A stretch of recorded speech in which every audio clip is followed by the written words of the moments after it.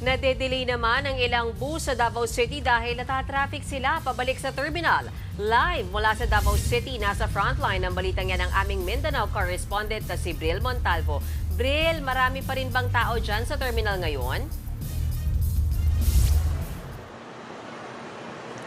Mean, sa mga oras na ito ay patuloy pa rin ang pagkapa ng mga pasahero dito nga sa Davao City Overland Transport Terminal para sa mga uuwi sa kani-kanilang mga probinsya sa pagurita ng Semana Santa ngayong taon. Gitgitan at paunahan na ang pagsakay sa mga bus ng mga pasahero sa Davao City Overland Transport Terminal ngayong gabi ng Miyerkules Santo. Umabot na din sa halos ilang metro ang pila ng mga pasahero. Ang pasaherong si Janelle 3 oras nang naghihintay ng bus pa Cagayan de Oro City. Ngayong gabi lang siya bumiyahe dahil huling araw ng trabaho. Matagal masyado mag-interval po.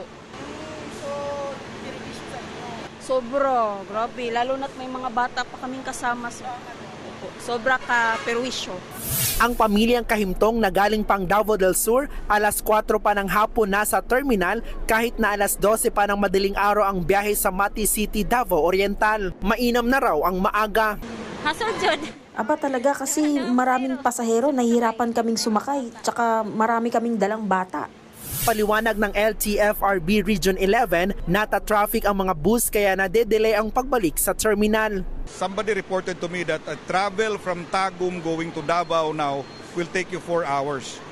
So ganun kagrabe yung traffic. That's the very reason why that sometimes our bays are empty kasi hindi pa dumadating yung mga buses.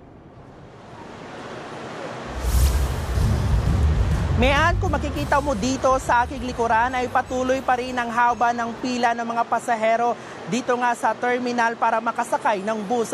24/7 naman ang operasyon dito ngayong Semana Santa. May biyahe din maging bukas hanggang Biyernes Santo.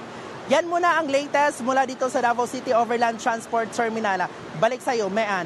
Alright, maraming salamat sa iyo, Bril Montalvo. Mga kapatid, Mean Los Baños po, huwag magpahuli sa mga balita at impormasyong dapat ninyong malaman. Para sa mas malawak na balitaan at diskusyon, mag-follow at mag-subscribe sa social media pages ng News 5.